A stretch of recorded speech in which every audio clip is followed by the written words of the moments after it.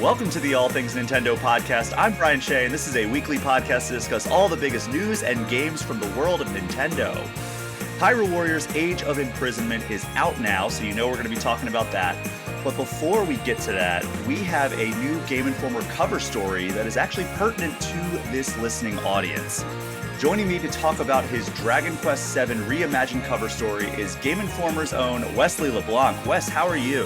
Hello. I'm doing really good, and that's because I'm holding this beautiful magazine in my hands. If you're watching, if you're not watching, if you're listening to the audio version, go to GameInformer.com and check out this cover. It's one of my favorites. I'm biased because it's my cover story, but I actually think it's just a really cool and unique cover for Game Informer, particularly because of Dragon Quest VII's art style, which is based on real dolls that they created, and the diorama look of the setting really pops with those dolls. So very excited about this issue. I think it's a really good one. I've got mine here as well, and you're right. Yeah. It is absolutely beautiful. The art style, like certain colors and certain art styles just pop on our covers. Yeah. And this is one of those where, like, I got my issue in the mail. Like, full disclosure, if you were subscribed to Game Informer, you should not have received this issue in the mail yet. It's not. They sent us advanced copies in order to record some marketing videos and stuff like that. So we have extremely early copies. So if you're like, wait, I don't even have that one yet. What's the deal? It's because we got early versions. But yeah, this one doesn't ship for subscribers till December, so it'll be a minute. Like, don't sweat. But I opened up my mail and I saw that and I was like, wow, the colors just fly off of it. So look forward to getting that in the mail. I'm sure I'll touch on it here soon, but there's a Dragon Quest retrospective because this is the first time in 34 years of Game Informer history somehow that we've ever had Dragon Quest on the cover, which is almost like shame on us because Dragon Quest is one of the biggest RPG franchises of all time. In Japan, it's like even bigger than Final Fantasy, I'd argue. Like, they love Dragon Quest there. And I stayed next to the Dragon Quest cafe when I was in Akihabara back in what was that, July, I guess.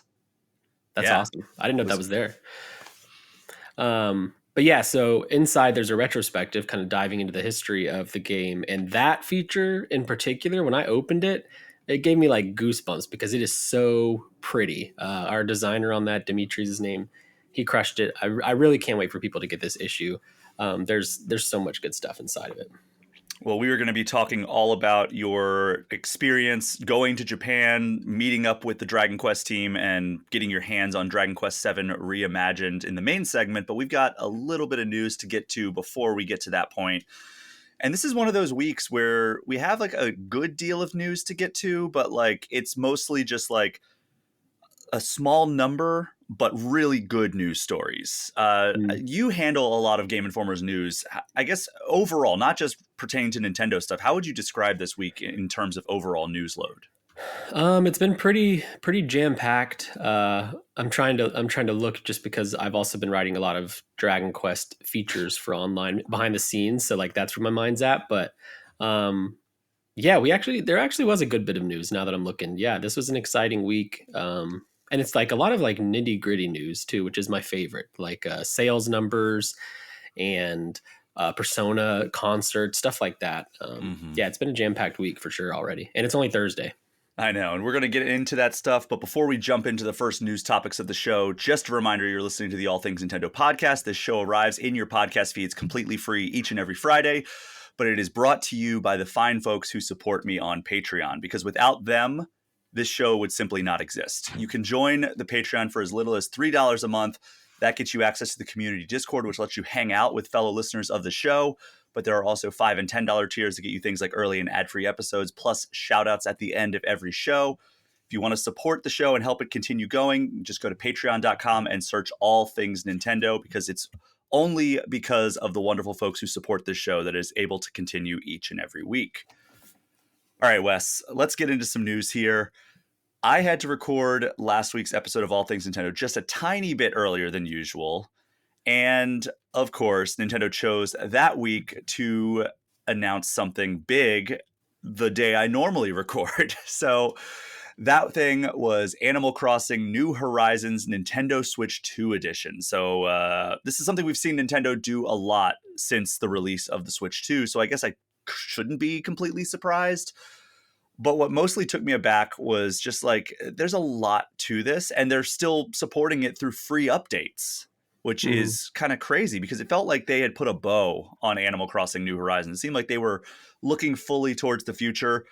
And then they're like, all right, there's going to be the Nintendo Switch 2 edition, which, again, shouldn't be a surprise because they've been doing that with most of their big titles. But then there's also this free 3.0 update, which is coming to all versions of Animal Crossing New Horizons, including people who are just going to play on Switch 1. So like it's just Yeah, wild how much stuff that they're doing with this. I'm kind of okay with it because, truthfully, I thought Nintendo didn't really handle Animal Crossing too well post launch for what it was and what it did for the Switch.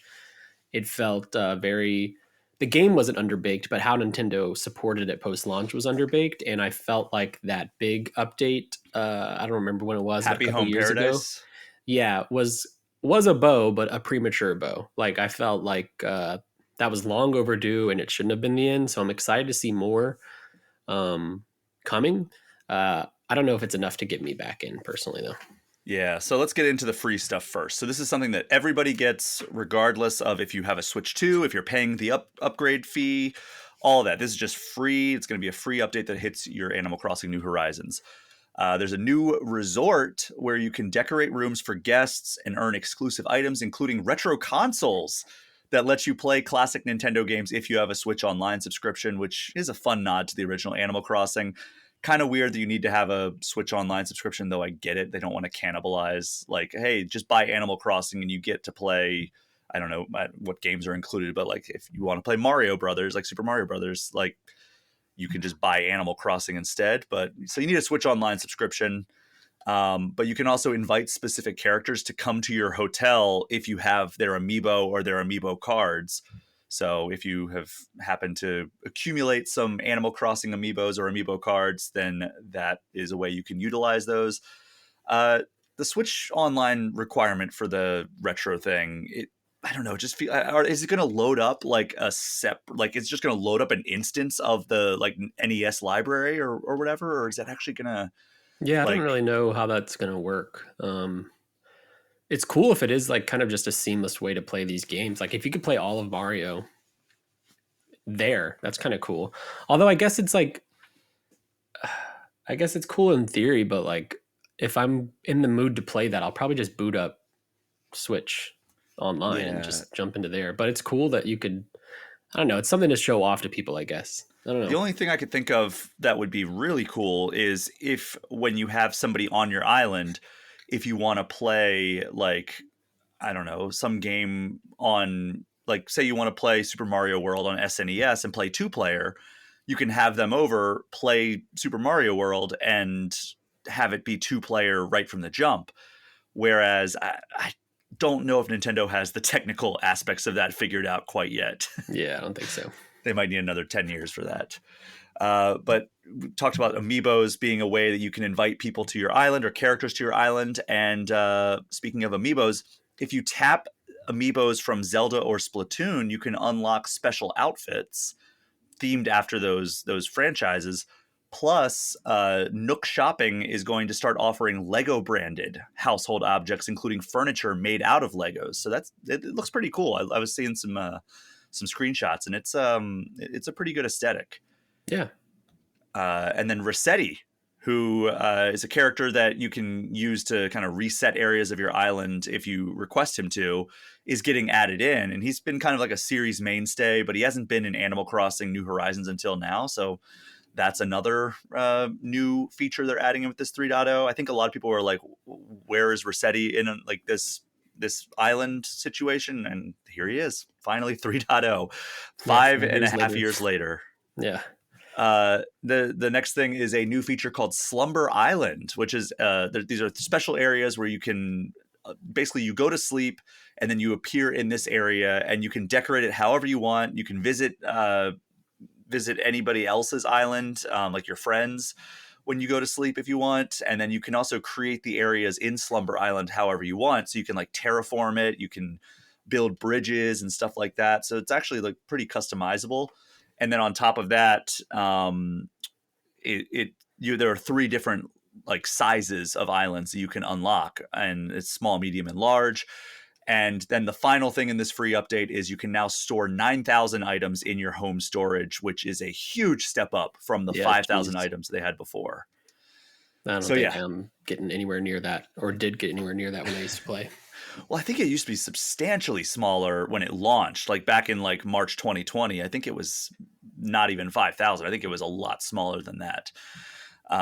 So everything that I just talked about is free for everyone once this update hits, which, I only went over that stuff on very high level. There's like a lot of granular stuff. It was like a 12-minute trailer that they released for this. Yeah. And I just tried to pull out the big stuff.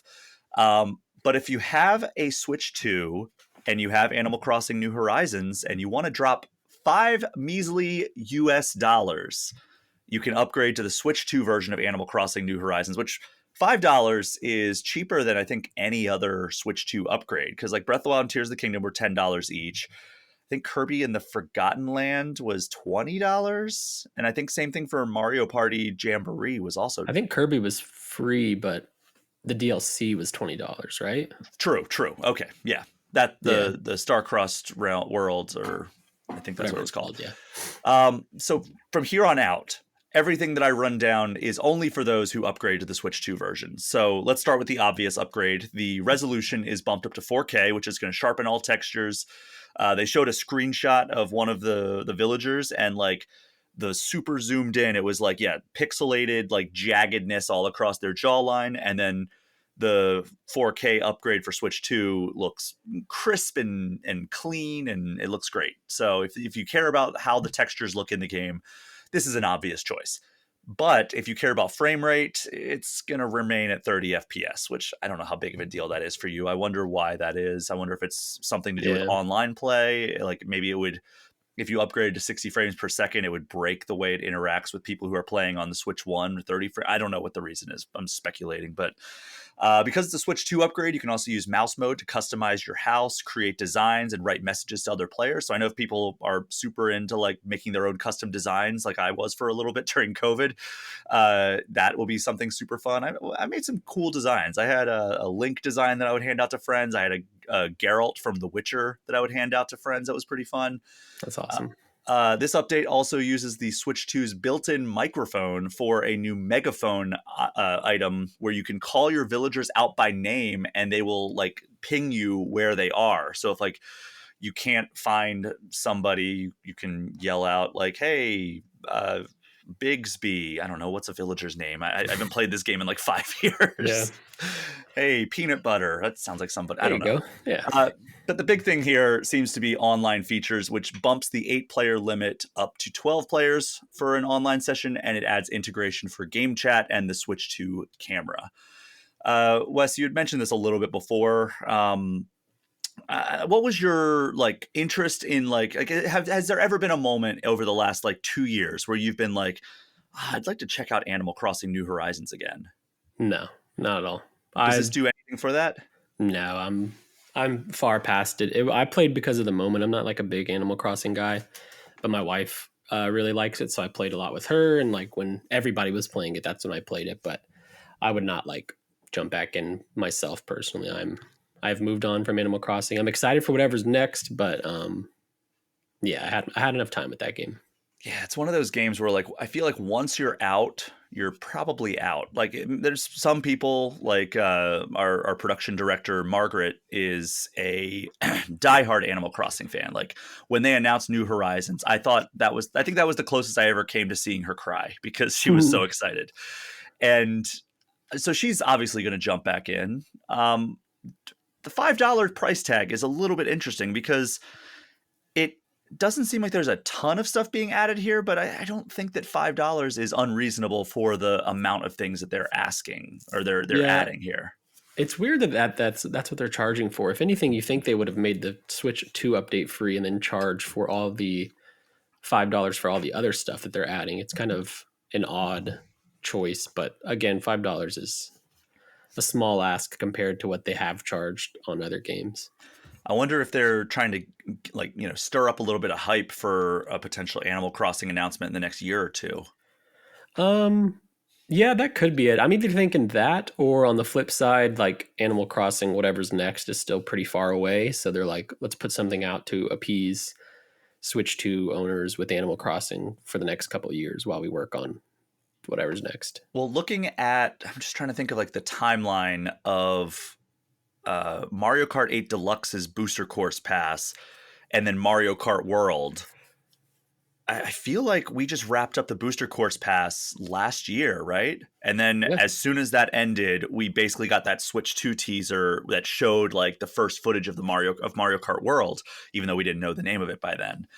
And I don't know, like maybe this is kind of like all right, we're going to do one more thing, get people like kind of more interested in the series one more time, and then announce an Animal Crossing New Horizons successor. But I don't know.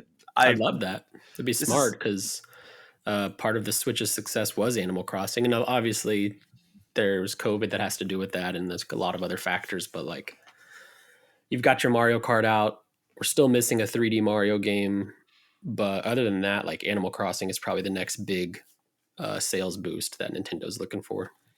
Yeah, so if this all sounds interesting to you, Animal Crossing New Horizons Nintendo Switch 2 Edition and the Animal Crossing New Horizons Free 3.0 update are coming out January 15th of next year. So you've still got a few months if you want to try and revisit your island before this update hits and reacclimate yourself. Weeds. Yeah, clear out some of those weeds. Wes, we got a new Nintendo app this week on iOS and Android, and it is called the Nintendo Store app, and it basically lets you do exactly what the name implies. You can shop for games on the eShop as well as the various merch that they've started putting up on the web version of the store, which, they've tried to make this almost like the Pokemon Center. If you've ever visited PokemonCenter.com, where it's like, yeah, you can just buy all kinds of Nintendo merch. It used to just be like, all right, yeah, the eShop has all of the games that you ever need for your Switch. Now it's like, all right, well, you can go there and you can search for like Mario hoodies and stuff as well, which annoyingly though, it just pulls up your browser. Yeah. Which is like, completely why unexciting. This is an app. Like, why do I have to download? I could just go to the Nintendo Store online, I guess. I don't know. Which I've had that saved as a bookmark on my browser on my phone, because like when like there's a game that I get notifications or like emails when a game that I want is on sale. Like I have a wish list that I've pretty fleshed out thanks to our ongoing eShop Gem of the Week segment. I add a lot of those to my wish list for when they go on sale. So there's a lot of times where I'll just open that and save it, like click on that, the icon on my Safari browser on my iPhone, and then pull it up and be like, all right, what's the price? Okay, it's like 50% off. Maybe I'll buy that. And then it'll just download automatically to my Switch. I don't even have to come over to my computer to take care of it. Yeah. But you noticed something really cool about it, Wes. Talk to me about what you referred to as the buried lead. Yeah, so for whatever reason, of all the apps and capabilities Nintendo has, they decided to put a very cool feature that has nothing to do with the store inside the Nintendo Store app, and that is a play activity tracker, which is basically a game play clock tracker that not only tracks Switch 2 and Switch 1, it also tracks your Wii U data, and it goes all the way back to 2011 on the 3DS. For the Wii U and the 3DS, it stopped tracking in February 2020, which I don't know why it's that specific timeline. I know that the eShops shut down and stuff around then, but yeah, so you can go back and track your Nintendo history all the way to 2011, which is a really cool feature. I don't know how accurate it is. Nintendo's game clocks are sometimes not hyper specific. It's like 45 hours or more, and I'm like, okay, what's the or more? But I think it's a really cool feature, and I don't know if they didn't even really market it, so I don't think it's like their secret to get everyone to download this app. I think they just needed somewhere to put this data, and they put it there. Because weirdly, even the Switch console itself doesn't track data too well. Like it only goes back a certain amount, and yeah, it's odd. But this is a really cool feature that everybody's been using online. Like if you're on social media, people are posting their games and stuff, and it's cool. It's so strange because like Breath of the Wild, when I upgraded from the Switch 1 version to the Switch 2 version, it started a completely separate clock on my Switch. But on this app, it looks like it's lumped in. So it's like, what data are we even surfacing on these different versions of this same app? What's funny too is like they had this data. Like they've had it all along. And I guess they were sitting on it until this very momentous Nintendo Store app moment. But that part's kind of annoying because I'm like, I would have enjoyed seeing that data over the years instead of now. But whatever, it's a reason to download a fourth Nintendo app to your phone. I'm Yeah, gonna have to make a Nintendo folder on my phone. it's ridiculous that we now have 4 official Nintendo companion apps, and almost all of them are completely unnecessary and would not exist if it was not for Nintendo being just an outright weird company. So we have Yeah, Nintendo Music. Just put it on Spotify and Apple Music. That's an easy please, fix. God, yes. Nintendo Today is the most like this app could have been a post app that's ever existed. Except for And like once every couple of months where they drop insane, massive news, and then everyone's like freaking out because you can't share it on the app. but even then, it's like just post it on your social media, on your websites, on your YouTube. I think it took them like 3 weeks to put like the finished version of like that Pixar style animated short that starred Pikmin Yeah, on their YouTube. Like they had like the teaser. And then everybody who didn't have the Nintendo Today app or didn't like follow news websites closely are like, all right, what the heck was that? Like that was really yeah, weird that Nintendo put out that random teaser with no. But yeah, they finally put it up on the YouTube I saw. And then finally, here's my proposal for the existing other 2 apps, the Nintendo Switch 2 app and the Nintendo Store app. I think that the Nintendo Switch 2 app should have just received a big update to include all the functionality the Nintendo Store app has. Like agreed. I don't have 4 different PlayStation apps on my phone. I just have one PlayStation app and there's multiple tabs. There's one for social, there's one for store, there's one for like trophies and stuff. That is all I need. This just seems completely superfluous from Nintendo's perspective. But it kind of goes back to what we were talking about before, where Nintendo just always is going to march to the beat of their own drum. Yeah. And it just sucks that like that march kind of tramples across my phone screen and takes up 4 slots, which, you know, Yeah. folders exist. So it's not that There's big of a deal. actually another app too, which you don't have a reason to download, but the Nintendo Parental Controls Oh, app is a right. separate thing as well, which that should also probably just be in the Nintendo Switch app as well. I hope that Also, they'll condense because PlayStation did. PlayStation used to have their messages app and then the actual app, and they put messages into the app. So I have hope that maybe Nintendo will do the same one day, but it's very little hope. well, when did PlayStation do that? Because you can add 10 years to that, and that's when Yeah, Nintendo will do in it. the PS4 generation. So Switch 3 or so, we should be expecting one app. Uh, yeah, like I don't know. Like it's the other thing that drives me crazy is I don't think, aside from the store, obviously, none of these apps are on the Switch 2 itself. Like, Hmm. imagine a Nintendo Music app on the Switch 2, or Nintendo Today is the perfect thing to put on a Switch 2 because you already have the news app on the Switch 2. It's like, why don't you just rebrand that as Nintendo Today, have a Yeah, little bit of brand synergy, and make it so you don't need to like have a second screen? We saw how well that worked for the Wii U. Why do we want another thing with a second screen? yeah. Like just put it on there and it's like, oh, Nintendo Today, cool. Or like have, I don't, it's driving me insane, some of the stuff that Nintendo's doing with these mobile apps. Especially the music because they keep releasing games where like they have in-game jukeboxes. Like Donkey Kong Bonanza has one, Mario Kart World has one. I'm sure there's others I'm forgetting about or ones that are on the way. And it's like this could all be. It's cool that those are in the games, but I'd also like that in an app, either on my Switch or on Spotify or Apple Music or something. Yeah, don't get me wrong, like it's a cool app. Like I really love that you can go like line by line. Like I looked and I was like, all right, what's the day that I played Breath of the Wild the most? And I scrolled through my entire thing and there were a lot of lines of times of me playing Breath of the Yeah, Wild. And I saw one day and it said like you played 6 hours and 45 minutes of Breath of the Wild on this day. And I was like, I bet that was a really good day. yeah. I think former Game Informer, now he's running news at Restart.Run, Imran Khan. He had his biggest day was 11 hours in Breath of the Wild, and I was like, dang, that's just a rotting on the couch day. I've done that with a couple of games in recent years. I think Assassin's Creed Odyssey was one where I put like something like 8.5 hours into that game one day and I actually posted about it.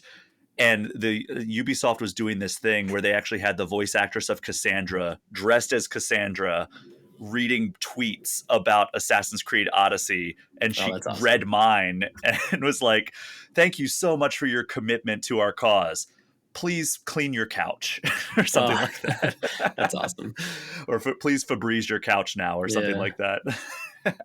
So if you'd like to download the Nintendo Store app, which, by the way, the data is very fascinating to look at, regardless of how accurate it may or may not be, it's available on iPhone and Android right now. Wes, you talked about this at the top of the show. We got some Nintendo earnings numbers, and it gives us our first, I would say, real numbers for the Switch 2 since launch, because the first ones came out, like a month after the Switch 2 came out. So we got some launch numbers there, but this tells us a better picture of how the Switch 2 is doing in its first half year on the market. And these numbers are all as of September 30th, and they tell us that the Switch 2 has sold nearly 10.5 million units. And as a result, Nintendo has bumped its forecast for this year up to 19 million that it is currently projecting that it will sell. And it has already sold more than 20.5 million units of software. And we didn't get a lot of data for the software of Switch 2. Most notably, we didn't get numbers for like Drag and Drive or Nintendo Switch 2 Welcome Tour, which probably tells you something about how they sold. But we did learn that Mario Kart World is, unsurprisingly, the highest selling Switch 2 game with 9.5 million units sold. That's a wild number. That's even more than Mario Kart 8. 9.57 million means that's almost a 1-to-1. Like everyone that's picked up a Switch 2 has picked up Mario Kart World, which is kind of unheard of. Yeah, it reminds me of the early days of Breath of the Wild when the Switch 1 came out, and there was actually a higher than 100% attach rate for Breath of the Wild for like those first couple of months, because I don't know how that happened, but people I know how it happened. I pre-ordered Breath of the Wild and I didn't get a Switch until a couple days after launch because I couldn't pre-order one, and I had to just drive around town until I found a random one at a Walmart. So I was a part of that.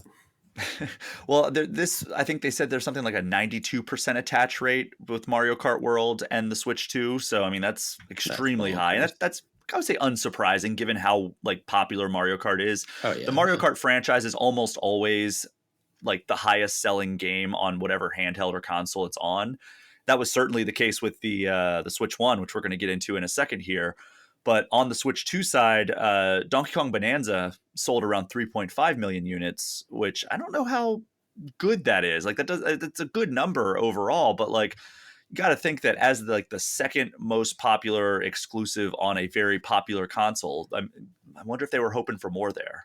Yeah, I think so. But it's also a new IP, so, and it's Donkey Kong, which Donkey Kong is cool, but like but it's not Mario, and like hopefully they aren't expecting. We know this was the Mario Odyssey team, but like there was no world where it was ever going to do as well as a Mario game from that team. But I do think 3.5 is a little. Yeah, it's a little low. I would have probably guessed 5 million or 6 million copies, maybe, especially because I think Pokemon sold 6 million in the first week. I mean, Pokemon's Pokemon. That number is actually kind of low for Pokemon, too. But I would have probably guessed more for Donkey Kong. Yeah, I don't know. I think the real test is going to be the first year numbers. Like once next summer rolls around, we have a full year of sales data under our belts for Switch 2. We'll be able to look at Pokemon from a zoomed out perspective. We'll be able to see Donkey Kong. We'll be able to see Metroid Prime. We'll be able to see like all these games that have come out in the first year of Switch 2. And that'll really give us a picture for the health of this console, because if everybody's just buying it and only getting Mario Kart World, that's not a great sign, but I don't think that's going to be the case. I think that Pokemon's probably going to do pretty well. I would imagine that whenever we get a Mario game, that's going to do pretty well. The hits are always going to be hits, I feel like. It would have to be like, well, you guys asked for it. We're giving it to you. Mario Sunshine 2. And it's like, maybe not the most exciting Mario direction they could take. But, if they announce Mario Odyssey 2, I think that they could be cooking with some gas there in terms of sales. Because Mario Odyssey sold extremely well and people loved that formula. Yeah, agreed. So it also seems like in these sales numbers, we have what is likely to be a solidified top 10 Switch 1 sales chart, because I doubt we're going to see many major moves on the Switch 1 going forward. It seems like in this earnings call, Nintendo also was like talking about like, we are fully moving from Switch 1 to Switch 2 as like our emphasis like that we're placing on development. So if you've been concerned about like, oh, these games are coming out, they all feel like they could have run on Switch 1. It seems like Nintendo is kind of starting to move on and move fully their development efforts to Switch 2, which is exciting if you own a Switch 2. But here is where that top 10 sales chart is likely to end up. Barring anything wild happening, this is probably your final top 10 Switch One sales order here. So Mario Kart 8 Deluxe, no question that this was going to be number one. It's one of the highest selling video games of all time. It is almost at 70 million units sold. That's the crazy. top 5 selling game of all time. Wild. Yeah, that's nuts. Number 2, Animal Crossing New Horizons with nearly 50 million units sold. So there's a 20 million unit gap between those games, which that's a distant second if I've ever seen one. Yeah. But even further distant is number 3, which is Super Smash Bros. Ultimate. Then number 4, Breath of the Wild. Number 5, Super Mario Odyssey. 6, Pokemon Scarlet and Violet. 7, Pokemon Sword and Shield. 8, Tears of the Kingdom. 9, Super Mario Party. And 10, New Super Mario Bros. U Deluxe, not Super Mario Bros. Wonder. I wonder where that ended up. While I look up where Mario Wonder's at, what are are there any surprises in there for you? No, not really. Maybe Scarlet and Violet surpassing Sword and Shield a bit, just because of how much more time Sword and Shield has had. Yeah, Wonder being off the list is interesting, although I guess not surprising. I don't know if Wonder was the 2D Mario hit Nintendo maybe wanted it to be. I don't know if it's a good game, but like I don't know if it did enough to be like a Mario 2D great. I just don't feel like people talk about it that way. Like it was a great 2D Mario game, but not like one of the best. So I found the sales numbers here. New Super Mario Bros. U Deluxe is at 18.5 million units. And then right below that is Nintendo Switch Sports at 16.27 million units. And then right below that is Super Mario Bros. Wonder, less than 0.2 million below that. So it's gaining on these games, but I don't know. I think that Mario Wonder probably, I don't see them selling 2 million more copies of that. I mean, I guess there is that expansion coming out, so maybe that'll give it a slight boost. Yeah, that's true. I didn't even see any like fanfare about that. That's the thing, is I just feel like Wonder kind of came and went. Obviously it sold really well, but I don't know if anybody, I think it came at a time when people were desperate for a new 3D Mario. It's been so long, and like we'll take any Mario, but that game made it more evident than ever that like it's time for a new 3D Mario. Yeah, for sure. So lots of stuff to dive into there with the Switch numbers, but I think those are the big things that we wanted to touch on. Yeah. A quick story that came out that there's not really much to talk about, but we got a new Metroid Prime 4 Beyond trailer, and continues to look really good. It's only about a minute long, shows some cutscenes, shows some action. Seems like this was just mostly designed to get people hyped. So Wes, how hyped are you for Metroid Prime 4? I'm still kind of so-so. I have never played a Prime, which is that's on me. So like 4 was not ever really going to speak to me in that regard. I'm excited to check it out because I really enjoyed the last Metroid game, which was Metroid Dread, although very different. And I still have Prime Remastered. I should probably try to get through, but so good. Yeah, I know. I need to do it. I just haven't. Yeah, what a 2 year, 3 years. I don't even know when that game came out, like a couple years ago. But I'm excited for people to get Metroid Prime 4. It's one of those like fabled games that was literally announced when the Switch one was announced, basically. And now here we are. Yeah. So we got into a discussion because we over at GameInformer.com we published a list of all of the 10s that Game Informer has ever given. I have never given a 10. But I've given 2 9.5s, and one of those was Metroid Prime Remastered. So you know how highly I think of that game. I think it's one of the best remakes, and I mean it says remastered in the title, but they reworked that. Like the controls are improved for quality of life. The textures are completely redone, so it looks like a modern game. Like I would say this is like on like if there's a spectrum of like on one side it's remaster, on the other side it's remake. This is pretty close to like that line where it crosses over to a remake, even though a lot of the physics and everything I believe are the same, but like the textures and the controls being completely overhauled. It's a high-end remake or remaster, I would say. Yeah. But Metroid Prime 4 Beyond comes to Switch 2 and Switch on December 4th, and I played it back in April, and it was super fun for like I think I played like 20 minutes of it, and but I haven't played it since. So you've got to think there's going to be another hands-on session sometime soon, and Yeah. maybe we'll talk about it in the lead up to Metroid Prime 4 Beyond just under a month from now. Jeez, man. Yeah. It's like Hyrule December is Warriors. actually kind of filling out. December's wild. I was talking about this a couple weeks ago, where it's like, not only do we have Octopath Traveler 0 and Metroid Prime 4 Beyond, there's now Unbeatable, which got delayed to December. Assassin's Creed Shadows is coming out in December on Switch 2. Marvel Cosmic Invasion. I feel like there was one more that I forgot to mention, and somebody called me out for not mentioning it. And Now now I'm gonna forget again. I'm not going to mention it again because I can't remember it. So apologies there. But yeah, Marvel Cosmic Invasion is another one I'm super excited for. And we don't have to talk about this, but they did release a trailer that goes in depth about every single playable character on the roster, which is a fun watch to go through, because especially if you're a Marvel nerd like I am, like seeing all these characters in action, like I'm so excited for like that's the reason I play Marvel Ultimate Alliance 3 sometimes. It's like I'm like, okay, what weird character interactions am I going to see here? And like what bosses are going to pop up? Like I've never played Marvel Ultimate Alliance 3 all the way to the end, but every once in a while I'm like, I would love to play that to the end just to see like what bad guys pop up, because I love seeing like the little like crossovers that happen. I mean, imagine that a Marvel fan likes cameos and crossovers.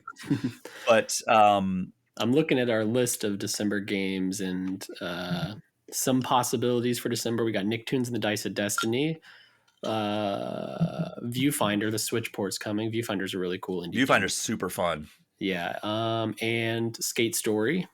That's probably the other one. Yeah, and that's actually probably just about it. Farming Simulator, Signature Edition, December 9th. What a weird December, because usually we get one big release. Like we've gotten Kingdom Hearts 3 in December. We've gotten Super Smash. I think Kingdom Hearts 3 was in December. Super Smash Brothers Ultimate, I know, was in December. It's like every couple of years you get one big game in December, and it always feels weird for us as we try to like scramble to get people to play it before we have to ship our issue for like Game of the Year stuff. And I know it disqualifies those games from like the Game Awards. Yeah. So I think it's like a mid-November cutoff for the Game Awards. So there's a lot of stuff, but like, yeah, it's going to be a busy December, and more so because I'm traveling a lot in December. Yeah. So it's going to be hard to keep up with all these releases on the podcast, but we'll do our best. And speaking of December releases, Wes, we got another announcement of a December game or December release coming out. And we used to start every news segment with Pokemon news, but how about this time we end it with Pokemon news? So just before we hopped on to record this episode, Wes, Pokemon released an update on Pokemon Legends ZA Mega Dimension, which is the upcoming paid DLC to Pokemon Legends ZA. Wes, I haven't talked to you about Pokemon Legends ZA yet. How are you liking it? I really enjoy it a lot. I've kind of put it on the back burner for now because I'm trying to play PlayStation games or other console games and PC games, because I have a trip coming up, a vacation where I'm going to be flying. So I'm going to be playing a lot of Switch then. Where are you headed? I'm going to Paris. It's my first time there. Very excited. And real life Lumio City. Exactly. Yeah, I'm going to go play ZA in the City of Inspiration. And then we're going to Italy to take my daughter to meet her grandmother there, her Nonna. Nice. So it'll be lots of Switch time then. And that's when I plan to play more. But I'm already like 10 to 12 hours into ZA, and I'm really, really enjoying it. I knew I would like it. I haven't played Arceus. I just wasn't really grabbed by the setting per se. I need to go back and play it now that I'm enjoying this Legend so much. But I knew the city-specific setting would grab me because I'm just a city boy, and I'm really enjoying what ZA is doing. It's really funny. It's very funny, different, and I really like the combat. It's a fun change, and I like that they're doing something so drastic in this spinoff. And I really enjoy where it's going and the kind of different way it's making me approach moves and thinking about status effects and that kind of stuff. I'm really enjoying it. I haven't gotten far enough to know if like the stories really grabbed me yet. I'm kind of just, the dang tutorials are gruelingly long and boring. And I'm pretty sure my 7-month-old daughter would be able to understand those tutorials. They're so basic and boring. But I'm kind of starting to get into the thick of things, and I'm very excited to see where it goes. Yeah, well, I'm excited to hear what you think as you play more of it. Also, I'd recommend bringing your Switch 2 to the Eiffel Tower and playing it in the Yes. Eiffel Tower, which is what they did for us for Yeah, the that's so Legends wild. ZA thing. When they told me, like, hey, we rented out the Eiffel Tower for this demo, I was like, I didn't even know you could what? do that. I Yeah, know. I didn't know. I guess there's an event space on like the middle tier yeah. that you can rent out. But yeah, Pokemon Legends ZA takes, or the Mega Dimension expansion takes place in hyperspace Lumiose.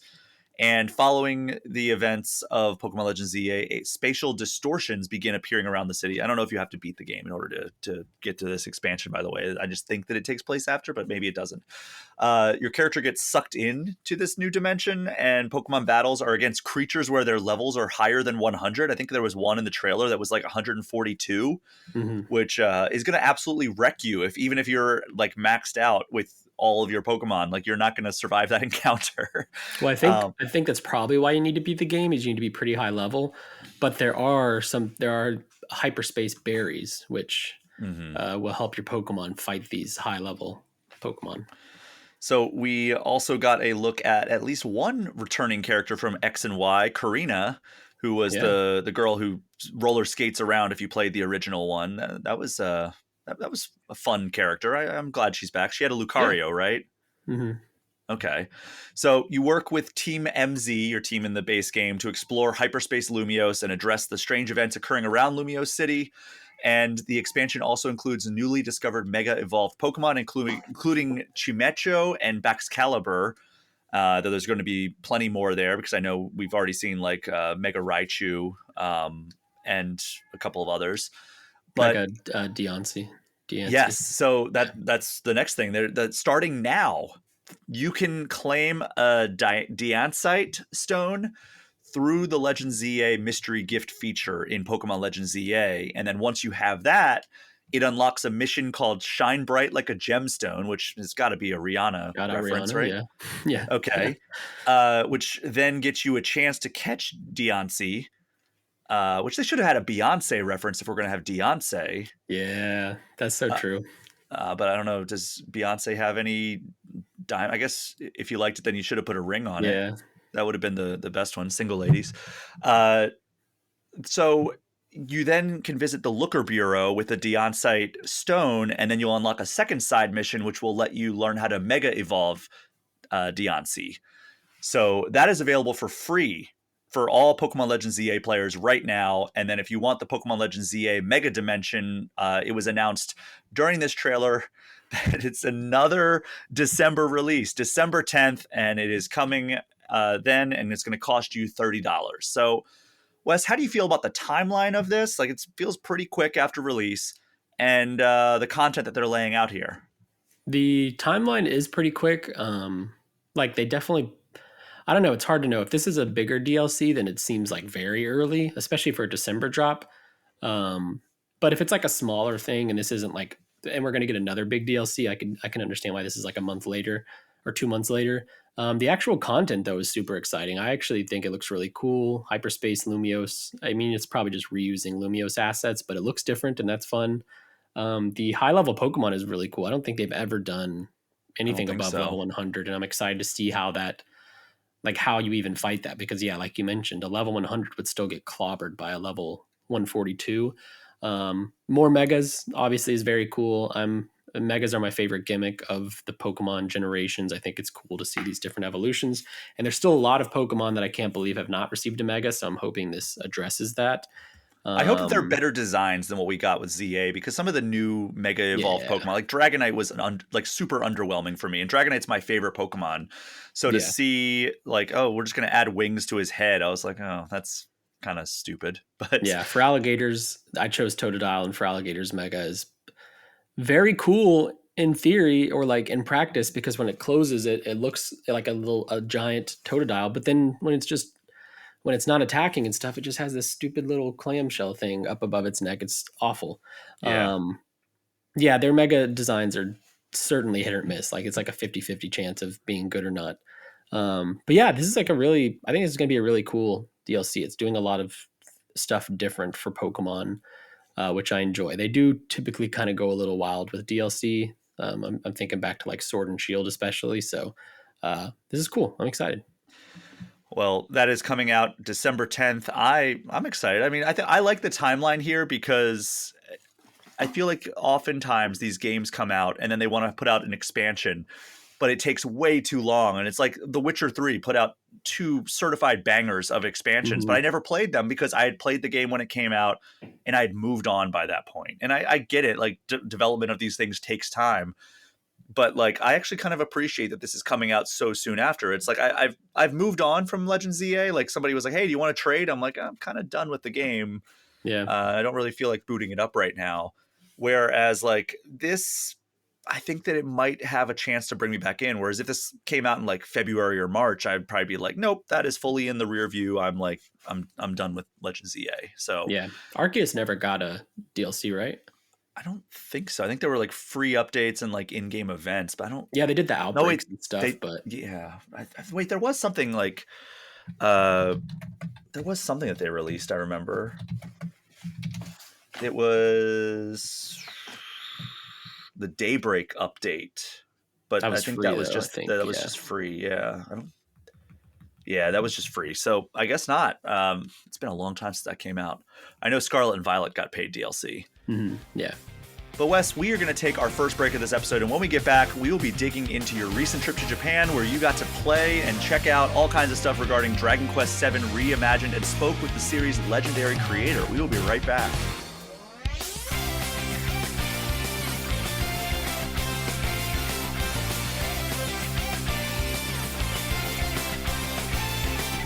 We are back, and Wes, this week we at Game Informer launched our newest issue, and it features an absolutely beautiful piece of art from Dragon Quest VII Reimagined. The new art style, which features like this doll aesthetic, is absolutely gorgeous. It pops on the cover and it pops off the pages.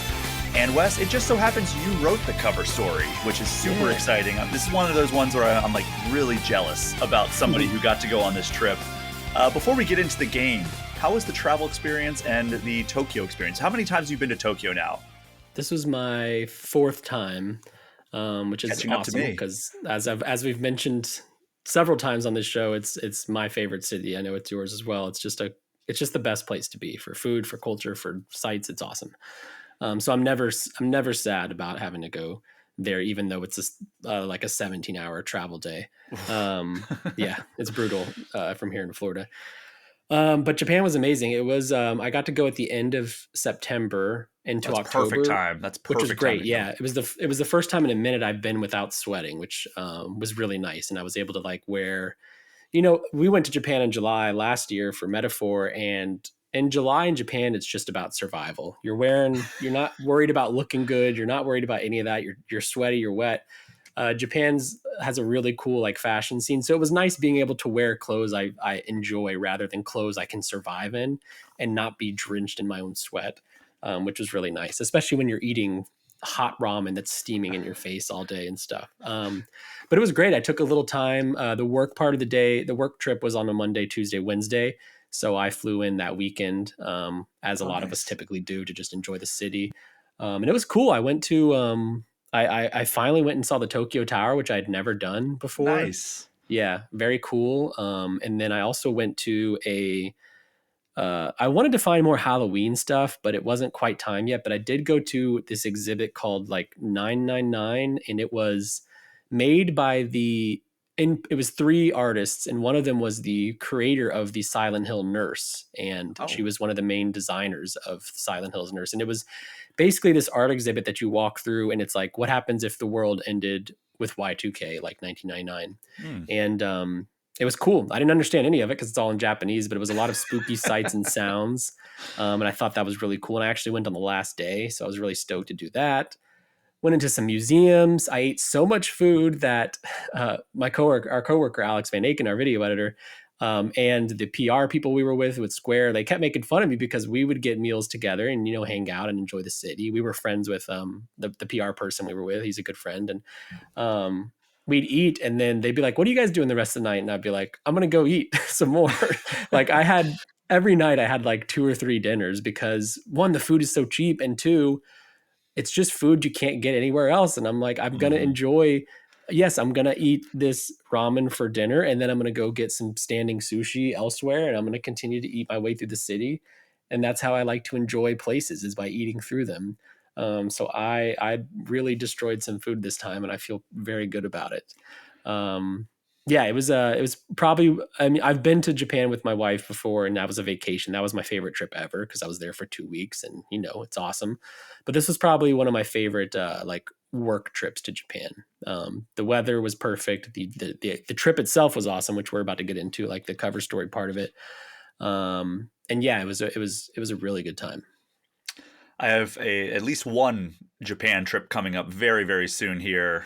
Going for fun. My girlfriend and I are heading to Yeah. Japan, kind of doing the similar thing that you and your wife did, where I think that you guys flew into Tokyo. That's what we're Hmm. doing, and then we're gonna spend a few days there. Then we're gonna take the bullet train down to Osaka, then up to Kyoto, and then back over to Tokyo. So we're gonna have Christmas and New Year's in Japan, which is gonna be That's super gonna fun. be so. I just saw a video last night of them activating the lights around Tokyo Tower, like Christmas lights, and I was like, "Oh my god, I need to go!" It looks so cool. Yeah, Um, it's pretty yeah, cool to you guys have got to go that. to Nara in between Osaka and Kyoto. It's like a 30-minute train, but you got to pet the deer and feed them. I love Um, watching like the Nara Deer Park fails, like people like refusing to give the deer food and they just ram them. Oh, they do. I literally like took an antler, like a pokey antler, right to the butt cheek because those deers are aggressive. Like, if you have the little cookies they sell there that they eat, you need to plan on handing them out, and you cannot be stingy because those deers, they will let you know that they are hungry. But yes, that's awesome. I'm very excited for to hear about your trip. Yeah. Yeah, it's just the best. So Um, Sorry, go ahead. this visit, let's talk about it. Yeah, This was at Square Enix's new office, right? Didn't they just open one in Shibuya? yeah, they did. They still have their Shinjuku office, which is the one that you and I are very familiar with, Yeah. and that's by their Artnia store, which is their very famous Square Enix store. But this is like right in the heart of Shibuya. It's not far from the famous Shibuya crossing at all. They Hmm. have a very cool Square Enix store that's open there now as well, and the office is super duper high tech. It feels like you're entering a spaceship when you go. And this isn't like Square Enix's office. This is like the building. The building Oh, feels like entering a spaceship, and then Square Enix is on one of the floors. And then once you go inside, it's a lot more traditional video game office, lots of desks and Square Enix and slimes and all that kind of stuff everywhere. Um, so yeah, that was really cool. And we actually started the day with two interviews, which was kind of crazy. We interviewed the director of Dragon Quest 3 HD 2D remake and 1 and 2 HD 2D remake, mm. just because he was in the building. The game was coming out soon, and we wanted to chat and just hear about his thoughts on Dragon Quest. Remaking those first three games. That guy is so cool. He's like outside of he's a great great interview, and he's a very knowledgeable director. But like as a person, very cool dude. I left the trip thinking like me and him would be homies. I think if I lived in Japan, because he's a very fun guy. It's always And cool then when you can bridge the translation gap, because yes, I've had some interviews with Japanese developers or developers who speak other languages. Usually it is Japanese though, but mhm, where it's like you're talking to them and there's always like that little bit of awkwardness because you're basically talking to the translator who is then relaying your message and then they're yes, talking back. So it's like it's hard to get into a good flow of conversation. The ones that I've felt that like I've gotten along with really well are like Naoki Hamaguchi of mhm. Final Fantasy VII Remake. He's the director of that trilogy, and the Street Fighter 6 guys are really really cool to hang out They with. seem really cool. Yeah. Yeah, this guy, I'm blanking on his name, and I don't have it in front of me, and I don't want to type on the show, but very cool guy. But then after that, we went into probably my best interview, my favorite interview I've ever done, which was a 90-minute interview with Yuji Horii, the creator of Dragon Quest, the 71-year-old man who created Dragon Quest and still works on it to this day, alongside Takeshi Ichikawa, the producer of Dragon Quest VII Reimagined. And this was because we spoke with Square Enix and said, hey, we've never had Dragon Quest on the cover before. We want to do a retrospective alongside the cover story. So my cover story is 12 pages on Dragon Quest VII Reimagined. And then right before that in the magazine, there is an 8-page retrospective. And it's kind of like the story of Dragon Quest as told by Yuji Horii, which is, yeah, it's Yeah. just crazy. You could feel the momentous occasion, I guess, for lack of a better word, in the room, because it's like he's very important figure in Square Enix history. He's a very esteemed figure. It's one of those interviews where I was getting very nervous leading up to it. I don't typically get nervous in interviews anymore. And he's just, and tons of people. There was probably like 20 people in the room. I suspect marketing, PR, people that just wanted to listen. But for all the pomp and circumstance surrounding him, he's like such a chill, laid back guy. He, one of the nicest people I've spoken to, very understanding. His answers were amazing. And this fact that we spoke for 90 minutes, I could have talked to him for hours, but like 90 minutes that's a very long interview for the translators involved, for everyone involved. And it was really, really cool to just speak to somebody that created one of the most like important RPGs in history, if arguably like the most important RPG in history. Inarguably one of the most influential and arguably the most influential. Like this is like for people who are like not really familiar with the Dragon Quest series, like this is like on like maybe like a notch below like Shigeru Miyamoto in terms of like influence that this man has had on the industry.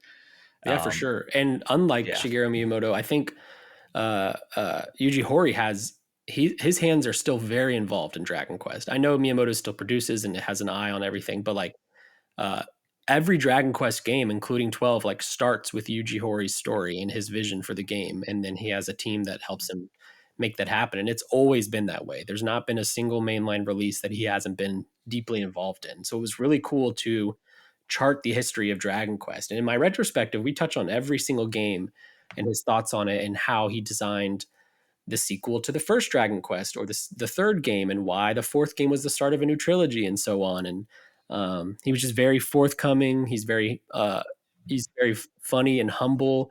He's very confident in Dragon Quest, which rightfully so. The series does excellently around the world and especially in Japan.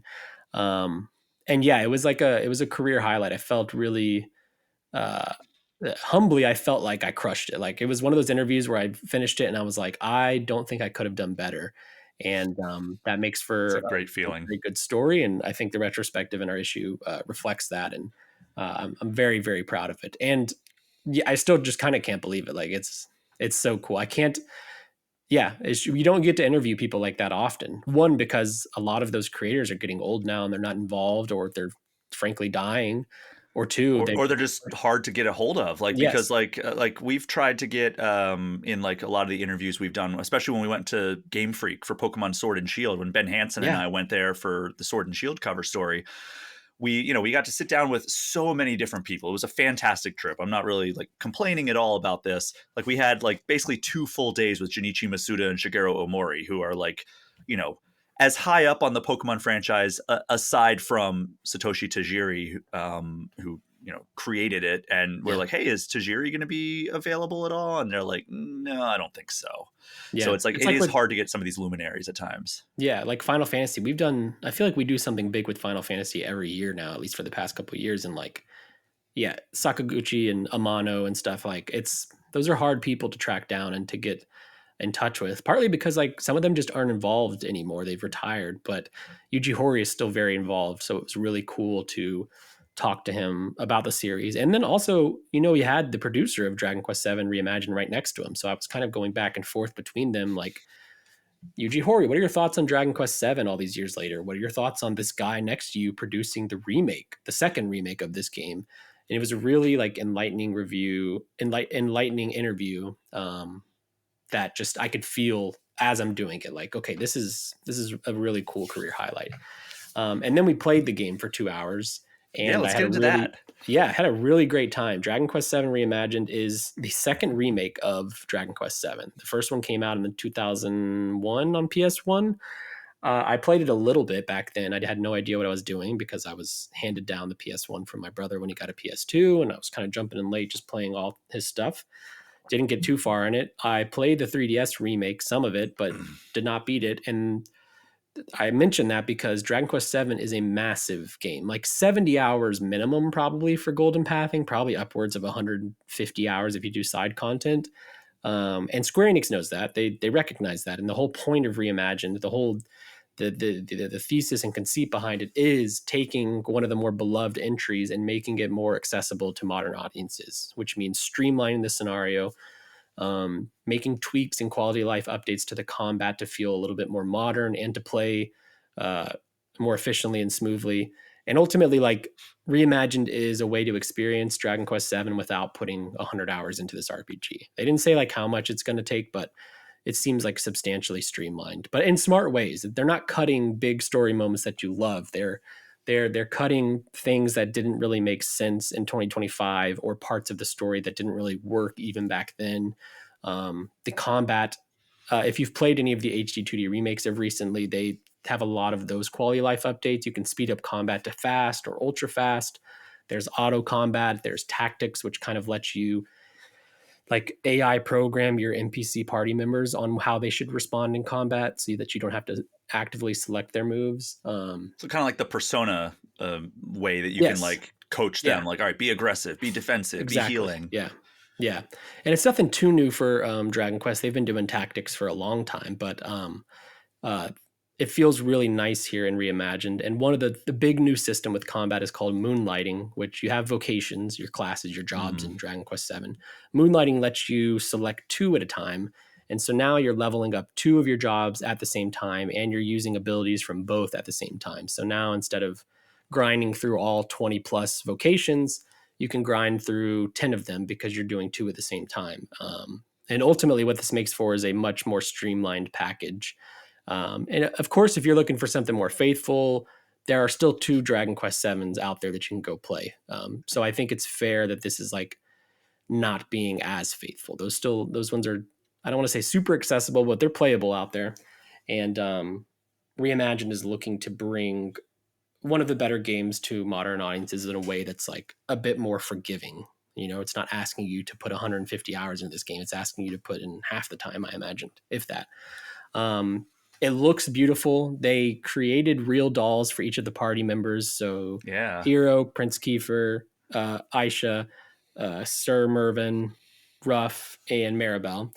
And these dolls are made by a local doll maker in Shinjuku, by their old offices. It's called Studio Nova. And they're like about 3 feet tall, and they're very expensive. I won't say like how much. They did tell us that, but that's, you know, that was just kind of off the record stuff. But so expensive, like very, very expensive. And they made these super high quality handcrafted dolls and then scanned them into the game. So like when you're playing, like you're moving around these 3D models of these dolls. And to match that doll aesthetic, they created like dioramas for the world instead of it looking more traditional. It kind of has a Claire Obscure Expedition 33 look, the world map especially, like that diorama kind of shift focus blurry look to it, and it's just it really captures the warmth and coziness of Dragon Quest VII. If you've played Dragon Quest VII, it's one of the more, you know, there are some darkness in the story and stuff like that, but it's an island hopping adventure about these characters, and it's a coming of age story. So I think this new aesthetic really captures the warmth that is at the heart of VII, and that's something that I really took away from my time playing the game.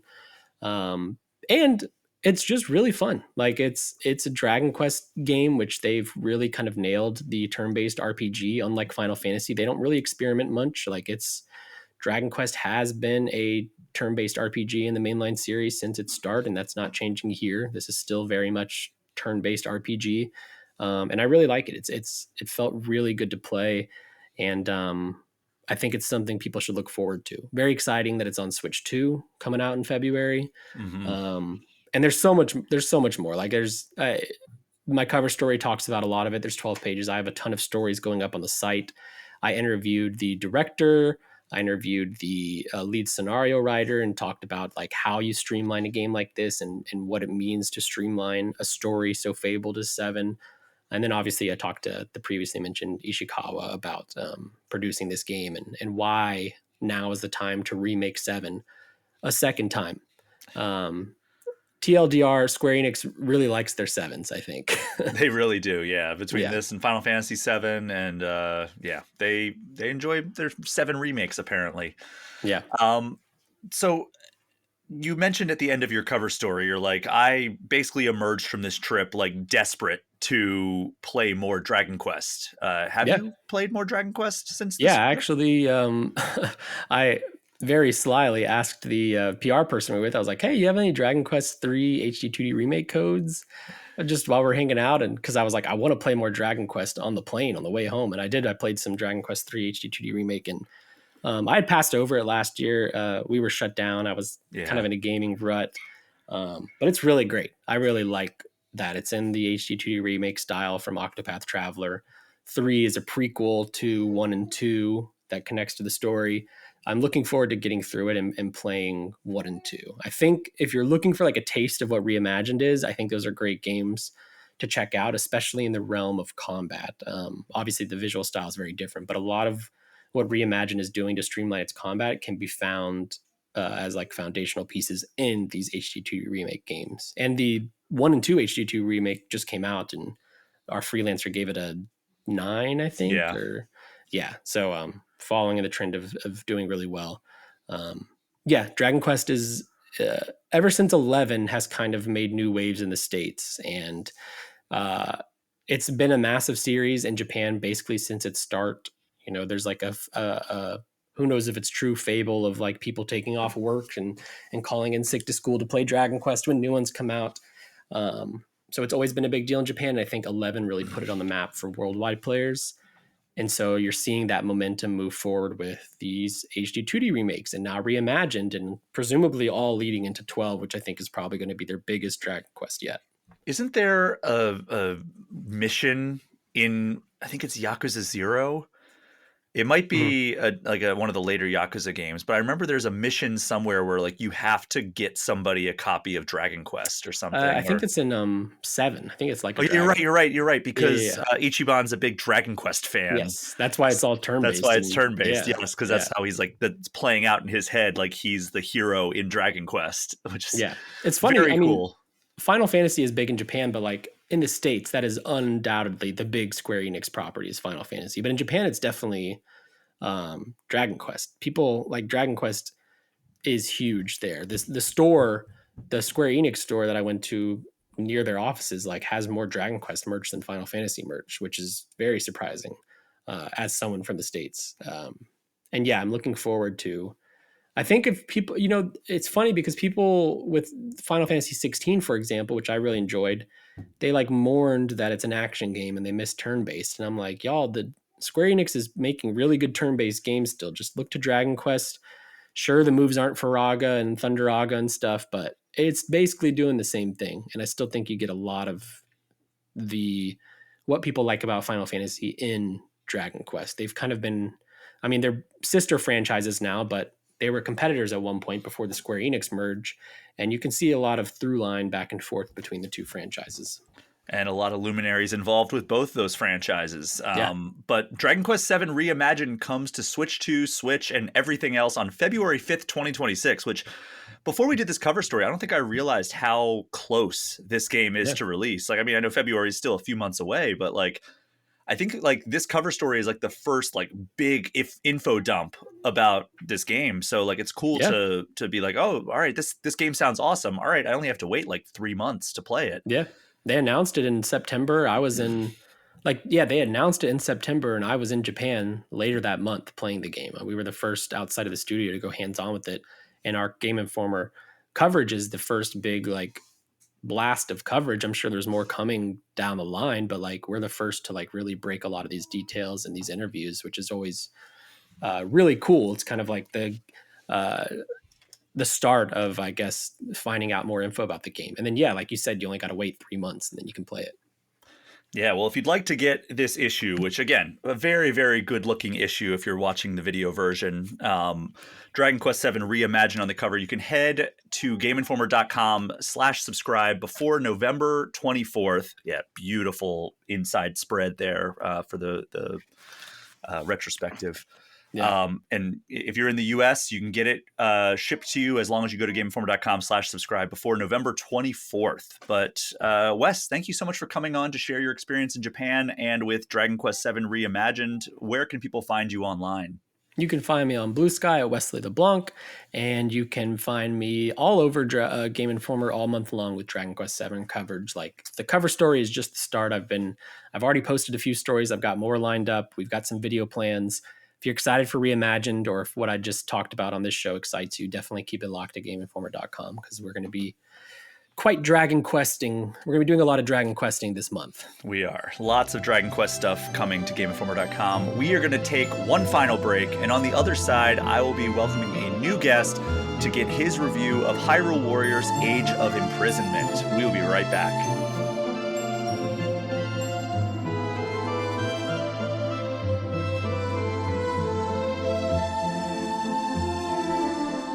We are back, and we have a first-party Nintendo release to talk about this week. As we talked about extensively last week, this week brings us the release of Hyrule Warriors Age of Imprisonment. It is a prequel to The Legend of Zelda Tears of the Kingdom in the Musou genre, and joining me to chat about his review of that game is the senior news editor of Shacknews.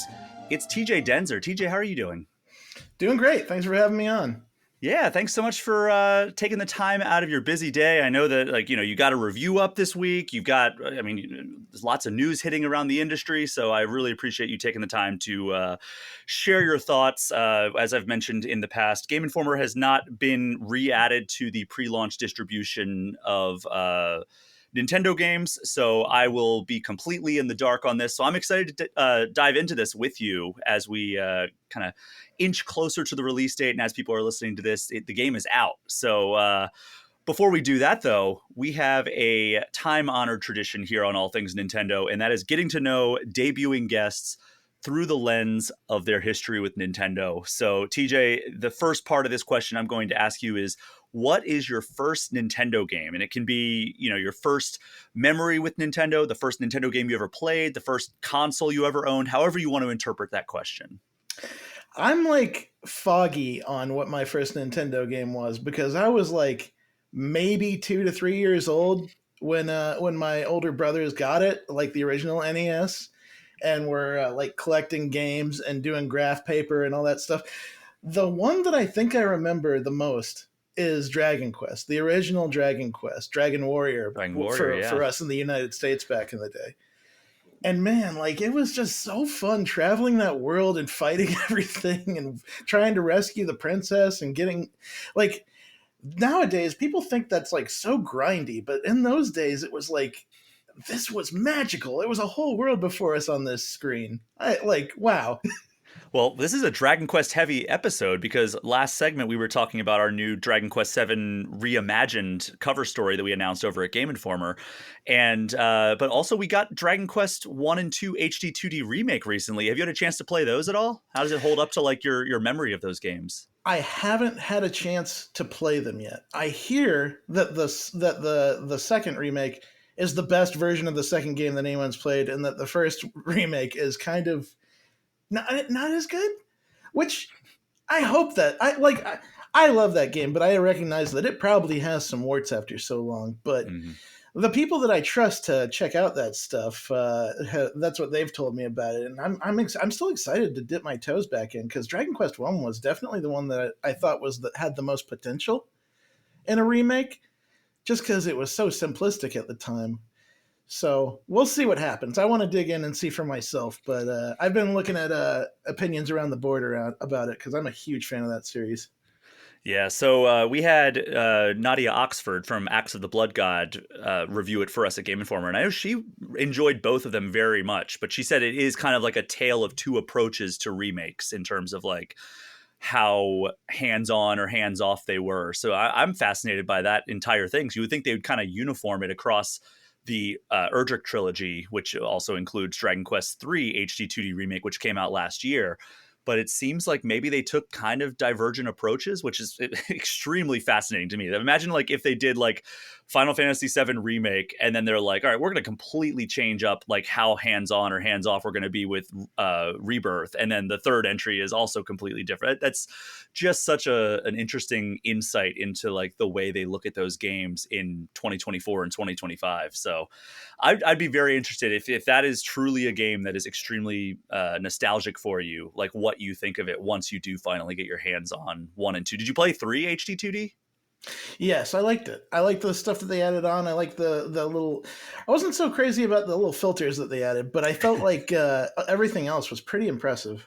Yeah, I mean, I liked what I played of it. It's definitely like an old school RPG. So like, you can't go into it thinking like, all right, I thought Final Fantasy VII, like the original one, was a little antiquated when I played it. So I checked out Final Fantasy VII Remake, and wow, it's like a brand new game, because it is a Hmm. brand new game. They rebuilt it from the ground up. This is very much still adhering to all of the design conventions and everything, just with a lot of quality of life and obviously better visuals because of the HD 2D art style. And some smoothing over of like the grindy nature, as you alluded to in your original statements about Dragon Quest One or Dragon Warrior. And yeah, it's wild how many different approaches, not even within Dragon Quest in general, but how many different approaches Square Enix just takes to remaking games these days. So it's really, really interesting to check it out, especially when you juxtapose Dragon Quest 1, 2, and 3 HD 2D against the game we just talked about last segment, Dragon Quest 7 Reimagined. Like, completely different approaches, and even then to how they remake games in the Final Fantasy franchise. So, TJ, that brings us to the next part of this question, and that is, what is your favorite Nintendo game of all time? It probably has to be Bionic Commando. Really? Um, Wow. I don't think we've gotten that one yet on this first Nintendo game, favorite Nintendo game. that was another one of those games that I remember. I think for the most part in my life, that's one of the first like long Nintendo games I remember ever beating by myself without anyone's help. Mm. And for one thing, like just the music and the platforming in that game are legendary. Like you don't have a jump button in Bionic Commando, you have your grappling hook in the Yeah. original, and you have to be pinpoint on some of the platforming in that game because most of the levels are composed of spike traps that will kill you if you fall. And man, it was hard getting through some of that stuff and like getting the timing right on some of those grappling platforming segments. But then you get to rocket launcher Hitler at the end, and that's just fantastic. There are worse ways to end a game, I think. And oddly enough, that's another game that got a remake, but in a very different era. That was like an Xbox Live Arcade game back on 360 with Yeah, Rearmed. Uh, Rearmed.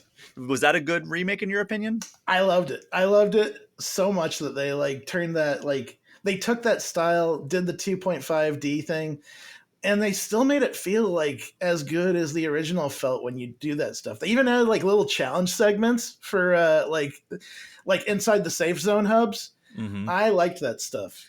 Yeah. They Like, that took was my out Hitler first. at the end, so it's not perfect. What? I did not know that. That's a bummer. That's like a 2025, like, we've got to play it safe move, not Hmm. a 2011 like Wild West of game development move that we had back then. But yeah, I mean, I've actually never been like that big of a Bionic Commando fan. I did play Rearmed, and I was on an episode of Replay for Game Informer, I think, when we did the Xbox 360 like 3D game that came out. That That was was just like, indeed a game it that was. came out. Yeah, that was man, that was the era of, let's try to move these 2D franchises into the 3D realm, but make them dark and gritty. Remember the Bomberman? What was it, Bomberman Zero? Yes. Oh man, what a, they were just throwing anything against the wall to try to bring like a new And era of those games. dark and gritty, except for that bright and crisp Pepsi machine sitting in the corner of the game. Hey, you got to get that product placement where you can take it, right? Right. But all right, well, I mean, I think those are both firsts for first Nintendo game favorite. Now, we might have had one person say Dragon Warrior as their first NES game, but yeah, those are both firsts, or at least rare answers. So congratulations on having, like, not being like me and being boring of like, yeah, my first game was Super Mario Brothers and my favorite is Breath of the Wild. It's like, okay, yeah, that's boring. But yeah, let's talk about Hyrule Warriors: Age of Imprisonment. You know, you have your review over on Shacknews. I'm looking at it right now, and you mentioned the music of Bionic Commando just slapping. And from reading your review of this game, Hyrule Warriors: Age of Imprisonment, you seem to really like love video game music. You talk about how much you enjoyed Age of Calamity's music. I'm assuming you liked the music of the first Hyrule Warriors game because, I Hmm. mean, who doesn't love the music of the first Hyrule Warriors game? Uh, talk to me about why the music of this game is underwhelming, and then we'll get into the game itself. I'd like to put out a disclaimer that I might be in the minority on this opinion. I've looked around and I've seen that people enjoyed the music that they've heard so far, and I even pitched a song that I wasn't crazy about to our editor in chief, and he was like, "Oh, I like that." And I'm like, "Really?" But here's the deal: like, Age of Calamity might have one of the best video game soundtracks of all time. Ooh. Every single one of the champions has a theme that is just, I could listen to those things. And I've found extended versions of those tracks that I listen to for like hours at a time while I work. Mifa's theme, Rivali's theme, all Daruk's theme. Good Lord, there's so many good tracks on that whole thing. I came into Age of Imprisonment wanting that same fire. And granted, it does stick to Tears of the Kingdom's sort of thematics as far as music goes. There's some songs in there where they use like the reverse musical chord thing that they did for the trailer themes of Tears of the Kingdom. I think that's cool. I think that's awesome. I think that's a great adaptation of that music. But there's a lot of songs in the battle themes in this game where like it just felt like droning background noise compared to like something climactic and good. And one that like sticks out in my mind is that if you know anything about Tears of the Kingdom and you know anything about Zelda, you know that one of the inciting things here is that Ganon betrays Rauru and becomes the Demon King and lets loose heck upon Hyrule. And for that, you have a mission where you have to escape Hyrule Castle with Rauru and Zelda. And the music is just kind of droning in the back. And that's like, that should have a climactic battle scene. This is a big moment.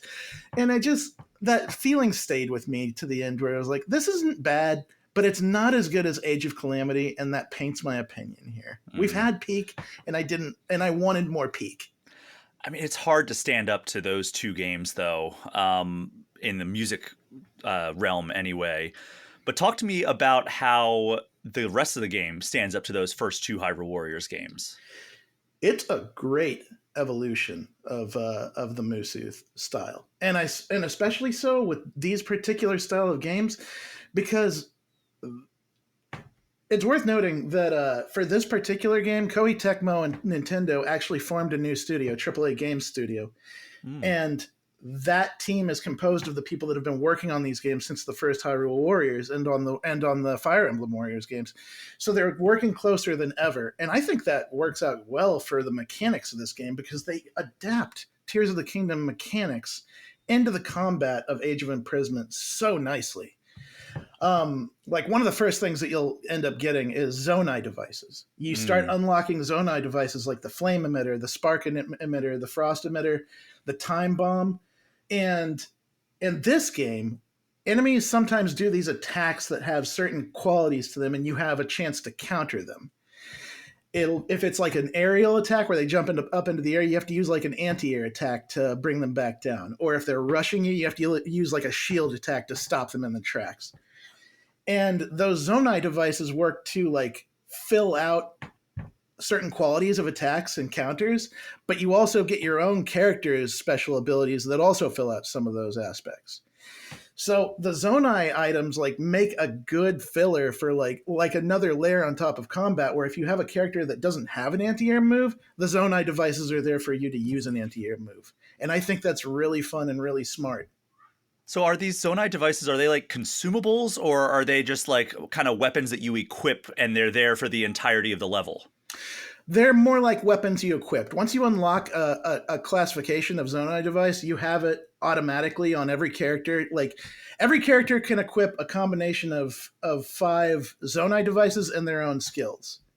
So you get them all the time. The limiter is that you have a Zonai battery.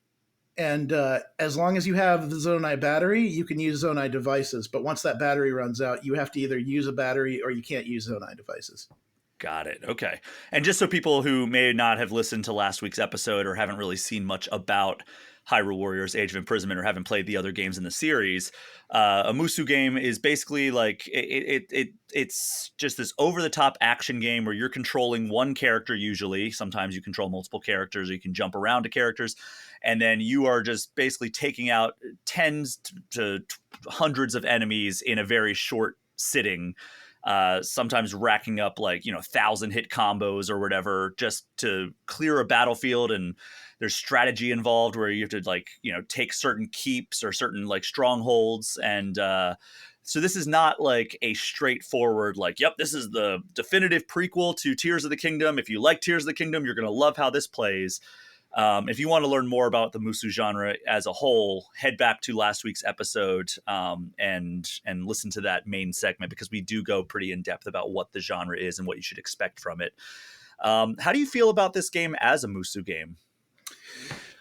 I think that the stuff that they've added on to this game, as far as like using the Zonai devices, using Tears of the Kingdom mechanics, makes it one of the most compelling. Like those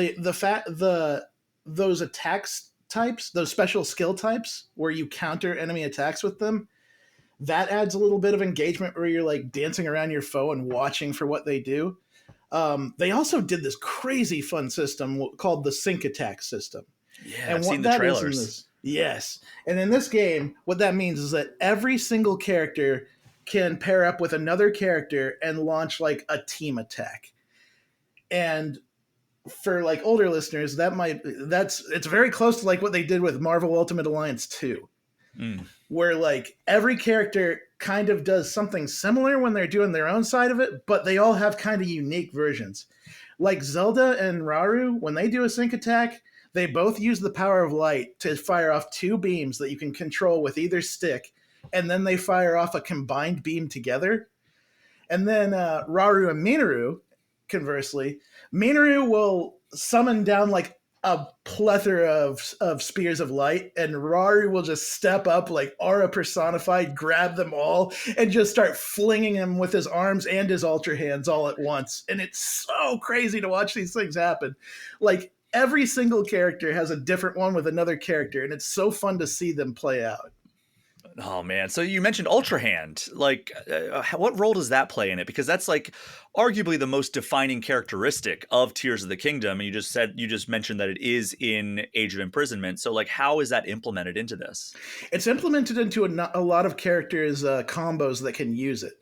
So like Zelda, Minoru, Sonia, and Rauru, they use Ultra Hand in their combat, like in their regular combos. And you'll see it in the form of like with Rauru, he'll use Ultra Hand to extend his spear arm out like a mile and swing it around like a whip. You'll see like Minoru, I swear, they must have like been looking closely at the Zelda community and seeing what they did with Ultra Hand creations, because her entire combo kit is different Zonai constructs used in combat. And we're talking like she'll summon a platform with two big wheels and spike balls on the wheels and roll over enemies.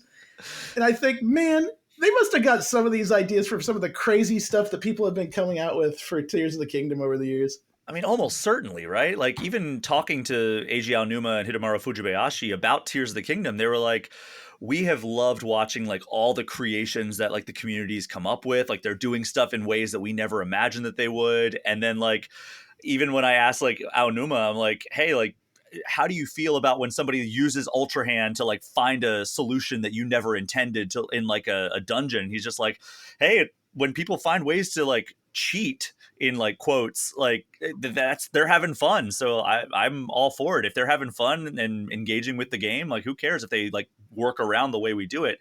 So they were paying attention, at least on the Nintendo side. So you would have to imagine that I guess it's not really Omega Force anymore, but whatever this studio is called that they formed was also taking care of it. Yeah, and like I have to gush over the characters here because like this is also like the first glimpse we've had of a lot of interesting characters in the Breath of the Wild era. We've known like Zelda and Rauru are the only known quantities here because of how much they were in Tears of the Kingdom, but like all of the sages, Minoru, and like some of these other characters here, we haven't gotten any time with them, and they're so expanded in this game. It's really cool to meet Rafika and meet Artie and get to know Minoru more, because like Minoru is a stone cold queen. She's awesome. But I also love the new characters they introduced. Calamo is like a breakout hit of this game. If you don't know, Calamo is a Korok that they introduced really late into the trailers for this game. And he's just a little guy, but he like has like all these elemental seeds that like depending on what button you end his combo on, he'll throw out fire, water, lightning, and ice. So he's really good for fighting elemental enemies. And then when he gets serious, he just straight up throws a whole beehive at enemies and then throws explosives to get them riled up. That makes me so happy that you're talking so positively about the character roster, because I think that was one of my main concerns coming in, because when you look at the original Hyrule Warriors, that's just a star-studded cast of characters from across the entire Zelda timeline, the multi-timeline, if you will. And then when you look at Hyrule Warriors Age of Calamity, it's a lot of characters that we were very familiar with, including Link. This, it was like, all right, we know Zelda, we know Rauru, we know Sonya, but like beyond that, it starts feeling like a pretty shallow pool in terms of what we know about them in Tears of the Kingdom proper. So it seems like we get a lot more character development with these characters, a lot more time with them, and it sounds like they also introduced some pretty amazing new characters. Yeah, and I would say that speaks to the strength of the story here. They did a great job, like introducing these characters, giving us time with them, expanding on who they are, what they do, why they're there, and like just giving everybody the glow up that they need to have if this is going to be like the one and only time we get to see them. Like, I don't know who Rafka is before this game, but now I love him. He's great. And we're not going to get into spoilers too much here. Like, I want to keep this very, like, it's stuff you would see in a trailer, basically, is like the level of spoiler we want to go. That said, I'm very curious, how is Ganondorf in this? Because I love his depiction in Tears of the Kingdom. Do they do him justice? They do. He's a nasty man. He's a very nasty man in this game, and he gets a lot of, just like everybody else, he gets a lot of screen time to be a nasty man. Like, if you like that hulking, like, giant warrior Ganon, like, just Chief of the Gerudo before he became the Demon Lord, he gets those moments here. God, that makes me so excited. And do we see like expanded or extended versions of the flashback scenes that we got in Tears of the Kingdom? Yes, absolutely. This is like a giant flashback. There are some wrinkles. Calamo and the Mysterious Construct throw some wrinkles into the story that people that are familiar with Tears of the Kingdom and played it all the way to the end, it might not play out one-to-one. I'm not going to say anything, but it might not play out completely one-to-one. And if you know Age of Calamity, you should expect it might not be canon, but it is interesting. That was my other question, because that was a big point of contention for a lot of people with Age of Calamity, is that it was kind of like, all right, it was pitched very much as this is the events of the Great Calamity, and we're going to depict it for the first time in like in-game instead of just like having to be like memories that Link unlocks in Breath of the Wild. And then they ended up retconning the whole thing. And I think a lot of people were rightfully upset about like, hey, why'd you mislead us so much about this being like a prequel to Breath of the Wild? Do they pull the rug out from under us in this one? This is one that was hard to answer. Like for me, I like the little... How about we do it this way? Is it satisfying? It is satisfying. Okay. And what I would like to point out is that like, I feel like the Hyrule Warriors games, and especially Age of Calamity and Age of Imprisonment, you should still play Breath of the Wild and Tears of the Kingdom, but these can be treated like companion pieces to those games. I feel like they're good companion pieces. I feel like even if they're not entirely canonical, they flush out that world a bit more. They show you more of the things that you didn't see, and they're fun. Like, that's the bottom line.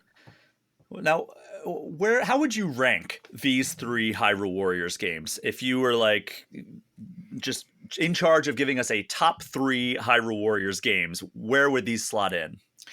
Age of Calamity, Hyrule Warriors, Age of Imprisonment. And the main reason for that, I'm not saying in the slightest that Age of Imprisonment is a bad game. I love this game. I was underwhelmed by the music. I can't stand Musou padding, and there's a lot of padding in this game. Like, I'm talking about, you finish a story mission and it takes you back to the map, and it's just like you watch all these little icons fill in, just like pew pew pew pew pew pew pew pew pew pew pew pew pew, and I'm just like sitting there, my anxiousness rising, like, oh god, stop, because some of the side stuff is like it gets you more moves for your characters or more health, but a lot of it is just replaying smaller segments of battles on maps you've already played against like enemies you've already fought. And that's the thing I've never really liked about Musou games, is how much you have to play through that stuff, because you need to level up your characters to get to a certain level so you can take on the mission events. And I'm just not crazy about having to play like 40 different variants of the same small map to pad out that leveling. Okay. Well, I mean, I understand that as somebody who also does not enjoy having to replay the same content just for the sake of grinding or, you know, accomplishing certain weird, like seemingly inconsequential side missions. I totally feel you on that one. But yeah, like also like another thing I had to ask about is one thing that like I loved about the first Hyrule Warriors game, and to a lesser extent Age of Calamity, is that you see a lot of iconic like enemies that you're taking on. Is that still a thing here? Like I know that like we got such a fractured or fragmented view of the past in Tears of the Kingdom that we don't really know what creatures are back there aside from a few of them. What can we expect from like the boss characters, the enemies that show up? Like, are we going to recognize them? Yes. For the most part, enemy and commanders in this game are variations of the bigger monsters that we've been fighting in Zelda, such as boss bokoblins, moblins, Hinox, Lynels. But there are big battles with main characters. Like there's a few that are really enjoyable. Like they're still very good at doing like set piece moments and like those big dramatic moments in this game. And I think that those fights are some of the most standout in my mind as far as what I enjoyed when I was playing them. Because like there's a few duels that are under embargo that I can't talk about, and I wouldn't want to spoil them anyways. But they were a blast to fight. Well, you gave the game an 8 out of 10. You can read the full review over on Shacknews. We'll close on this. Say somebody comes to you. I'm going to give you two different scenarios. I liked the first two Hyrule Warriors games, and I'm a big Zelda fan. Do you recommend Hyrule Warriors Age of Imprisonment? Yes, absolutely. Like, all right. Even just the chance to play Rauru and Minoru and Zelda and Kalamo and this, which might be like the final ribbon on this era. Fantastic. Like, if you've enjoyed any part of this era of Zelda and you're down for like a light action game to just give you more story to go with that, I think Age of Imprisonment is a fantastic companion piece to Tears of the Kingdom. Perfect. And then the other scenario I'm going to give you is I love Breath of the Wild and Tears of the Kingdom. I've never played a Musou game. Should I start with Age of Imprisonment or should I go play the other two first?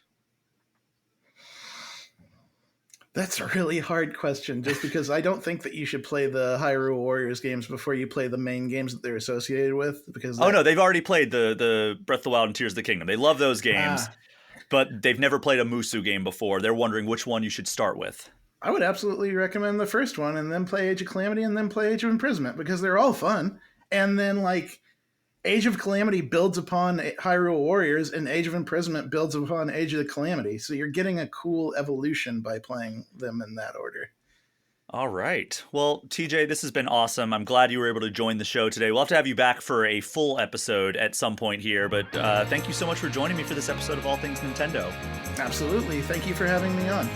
And thank you so much to everyone for listening. As you know, the Patreon and the associated Discord server are the best ways to get any questions or comments in. You can also get in touch with me at brian@allthingsnintendo.com or hit me up on Instagram or Blue Sky at Brian P. Shea. TJ, where can people find you online? You can find my writing, features, news, and videos over on Shacknews.com and the Shacknews YouTube channels. You can find me over on the social medias on Blue Sky, Twitter, Facebook, what have you. That is our show for this week. Thank you again so much for listening. Take care. We'll see you next time.